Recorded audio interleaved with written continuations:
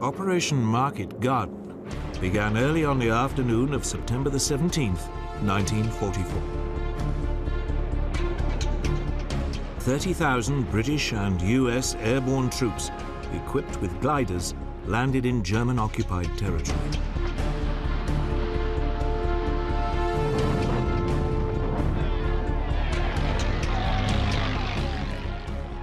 The US 101st Airborne, the Screaming Eagles, swiftly captured the bridge at Wegel.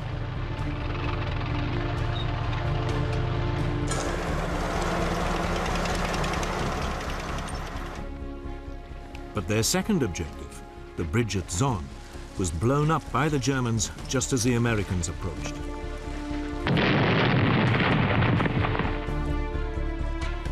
Further north, the US 82nd Airborne, the All-Americans, successfully seized the bridge at Graf.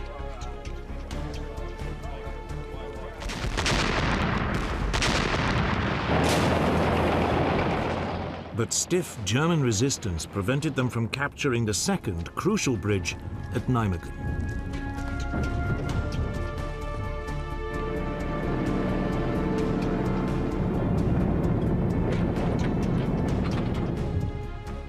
Meanwhile, at Arnhem, 2 brigades of the British 1st Airborne Division landed safely about 8 miles west of the town.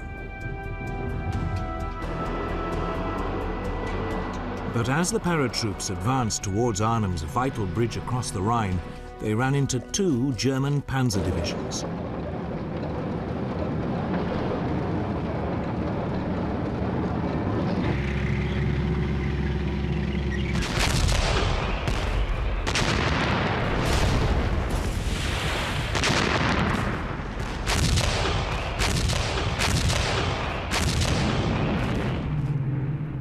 The British dropped reinforcements of men and machines.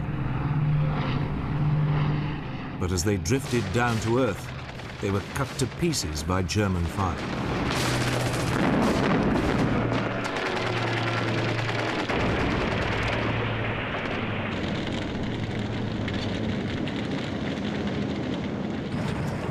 Finally, by 8 in the evening, after a day of fierce fighting, an Allied battalion reached the northern end of the bridge.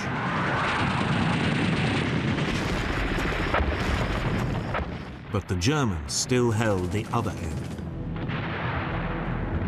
Operation Market Garden was in trouble.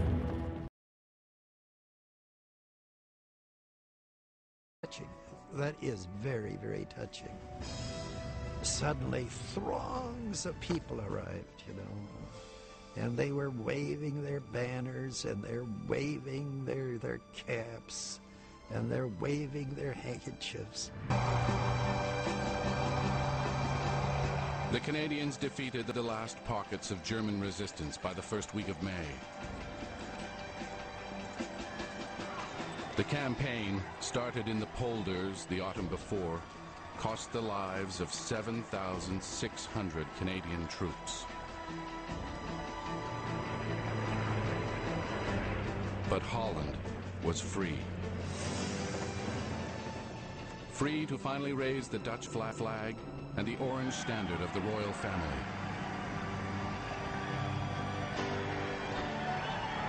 The Dutch had waited so long for this moment, and they came out in their thousands to greet the Canadians.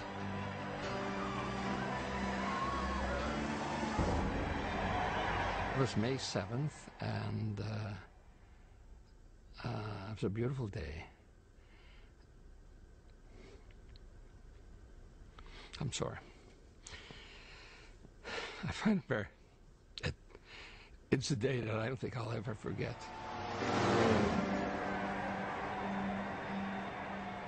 I thought, oh my God, here it comes. It's going to happen. We're going to be liberated. And it was quiet, nobody said a word, and suddenly there was a big scream and yelling, and people went crazy, and they flew on the tank, and they embraced the soldier. I think at one point they took him out.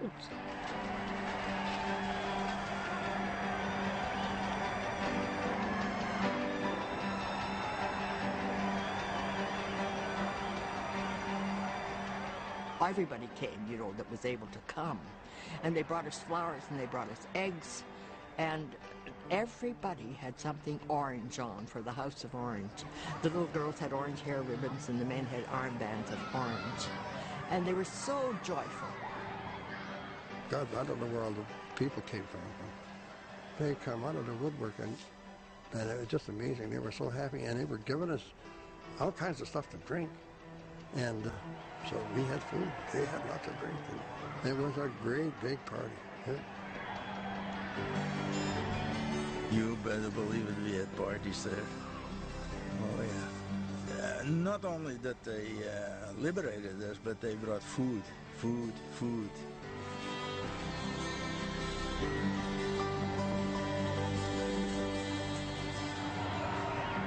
Then I remember the euphoria of Canadian tanks coming closer and closer.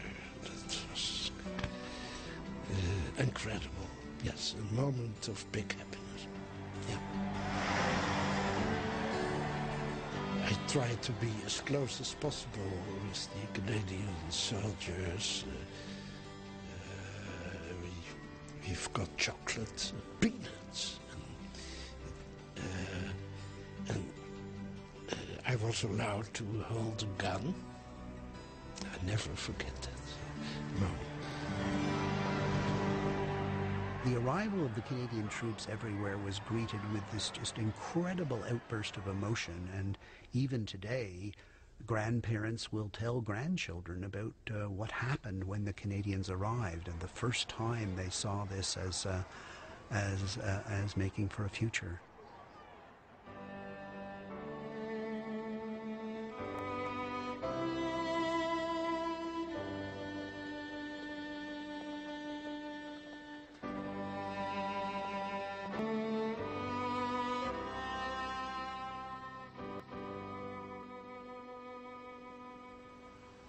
You never ever forget those things. You know, that's a scar. That's a big scar goes on the inside, and you'll notice a lot of veterans these days. If you see a memorial service or so, you'll see that tear in his eye, and he's thinking back of his buddies. He's thinking back of the problems he had.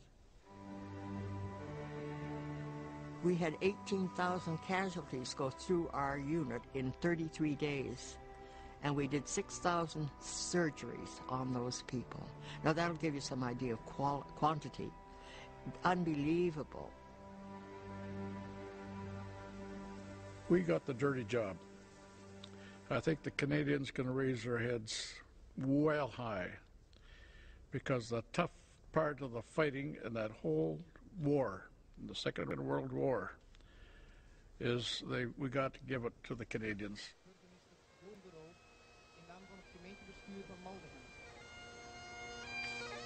And even for those who don't like war, who does, even those who think that militarism is somehow involved in telling war stories, the reality is these were our people. These were the young Canadians of that generation who went off to engage in the very difficult task of liberating Europe, and their life story deserves to be understood by all Canadians, deserves to be celebrated by all Canadians.